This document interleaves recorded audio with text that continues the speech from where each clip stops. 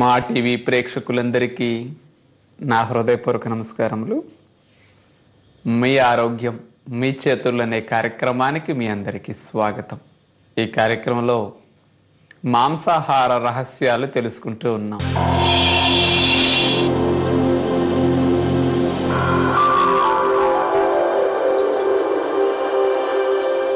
మనుషుల్లో శాకాహారం మాత్రమే తిని జీవించేవారు ఉన్నారు. మరో రకంగా శాకాహారంతో పాటు మాంసాహారం కూడా కలిపి తిని జీవించేవారు ఉన్నారు. కానీ నాకు తెలిసి ఎక్కడా ఈ భూమి మీద మాంసాహారం మాత్రమే తిని జీవించే మనుషులు ఎక్కడన్నా ఉంటే వేళ్ల మీద లెక్కట్టొచ్చేమో, అదేనేదో కొన్ని రోజులు తినొచ్చేమో తప్ప పుట్టినప్పటి నుంచి చనిపోయే వరకు శాకాహారం ముట్టుకోకుండా జీవించే మనుషుల్ని మనం ఎవ్వరం చూడలేము. అంటే మనిషి మాంసాహారి కాదు అంటానికి ఇది ఒక ఎగ్జాంపుల్. ఒప్పుకుంటారా?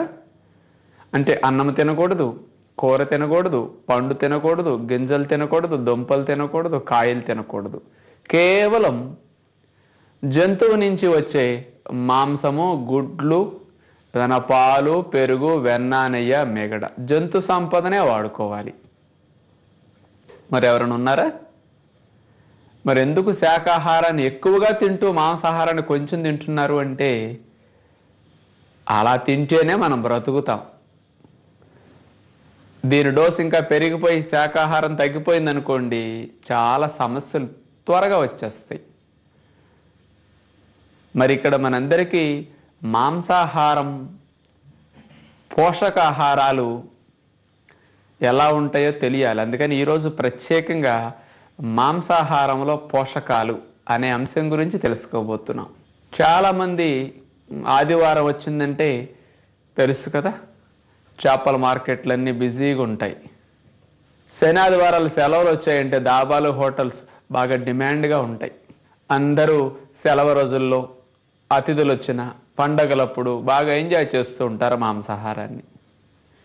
మాంసాహారాన్ని తింటూ ఉంటారు, కానీ అసలు మాంసాహారంలో ఏముంటుంది, ఎంతెంత పోషక పదార్థాలు ఉంటాయి వాళ్ళకి తెలియదు.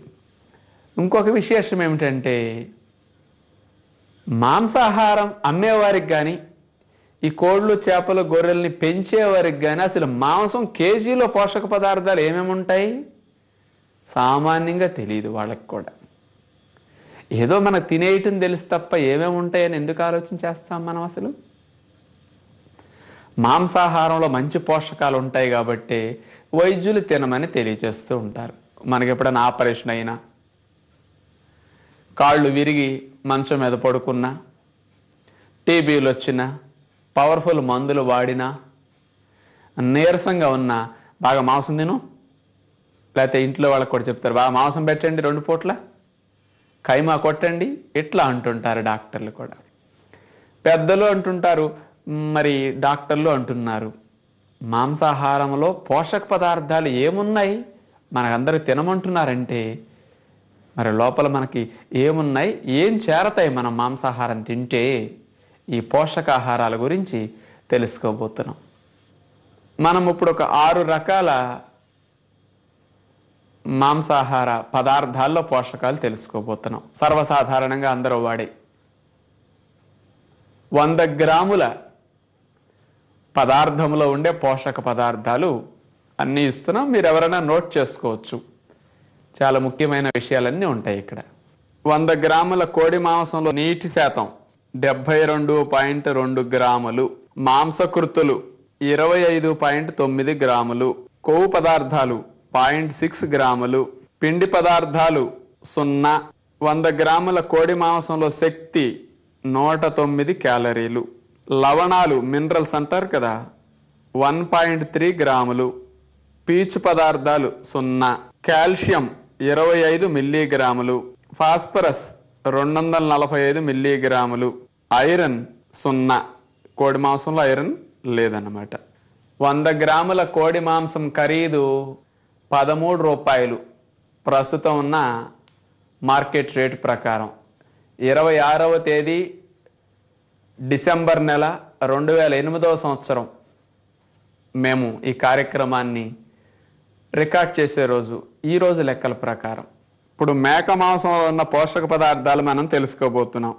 నీటి భాగం 74.2 గ్రాములు, మాంసకృతులు 21.4 గ్రాములు, కొవ్వు పదార్థాలు 3.6 గ్రాములు, పిండి పదార్థాలు 0, శక్తి 118 క్యాలరీలు, లవణాలు 1.1 గ్రాము, పీచు పదార్థాలు 0, కాల్షియం 12 మిల్లీగ్రాములు, ఫాస్ఫరస్ 193 మిల్లీగ్రాములు, ఐరన్ 0. 100 గ్రాముల మేక మాంసం 22 రూపాయలు పడుతున్నది. ఇప్పుడు రొయ్యల్లో ఉండే పోషక పదార్థాలు. టైగర్ రొయ్య వేరు, మామూలుగా మనకు దొరికే మీడియం సైజు రొయ్యలు ఉంటాయి కదా. నీటి శాతం 77.4 గ్రాములు, మాంసకృతులు 19.1 గ్రాము, కొవ్వు పదార్థాలు 1 గ్రాము, పిండి పదార్థాలు 0.8 గ్రాములు, శక్తి 89 కిలో క్యాలరీలు, లవణాలు 1.7 గ్రాములు, పీచు పదార్థాలు 0, కాల్షియం 323 మిల్లీగ్రాములు, ఫాస్ఫరస్ 278 మిల్లీగ్రాములు, ఐరన్ 5.3 మిల్లీగ్రాములు. 100 గ్రాముల రొయ్యల ఖరీదు 15 రూపాయలు. ఇప్పుడు 100 గ్రాముల పీతల్లో ఉండే పోషక పదార్థాలు. నీటి శాతం 83.5 గ్రాములు, మాంసకృతులు 8.9 గ్రాములు, కొవ్వు పదార్థాలు 1.1 గ్రాము, పిండి పదార్థాలు 3.3 గ్రాములు, శక్తి 59 కిలో క్యాలరీలు, లవణాలు 3.2 గ్రాములు, పీచు పదార్థాలు 0, కాల్షియం 1370 మిల్లీగ్రాములు. పీతల్లో కాల్షియం చాలా ఎక్కువ ఉంది, దగ్గర దగ్గర నువ్వుల్లో వలె ఉంది. ఫాస్ఫరస్ 150 మిల్లీగ్రాములు, ఐరన్ 21.2 మిల్లీగ్రాములు. మీరు అనుకుంటారు కాల్షియం ఎక్కువ ఉంది కదా, పీతలు తింటే బాగుండని.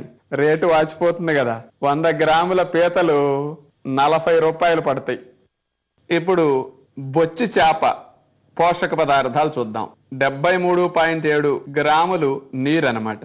మాంసకృతులు 19.5 గ్రాములు, కొవ్వు పదార్థాలు 2.4 గ్రాములు, పిండి పదార్థాలు 2.9 గ్రాములు, శక్తి 111 క్యాలరీలు, లవణాలు 1.5 గ్రామ్, పీచు పదార్థాలు 0, కాల్షియం 530 మిల్లీగ్రాములు, ఫాస్ఫరస్ 235 మిల్లీగ్రాములు, ఐరన్ 0.9 మిల్లీగ్రాములు. బొచ్చు చేప 100 గ్రాముల ఖరీదు 10 రూపాయలు పడుతుంది. ఇంకొక రకం చేపలో పోషక పదార్థాలు తెలుసుకుందాం. బొమ్మిడాయి.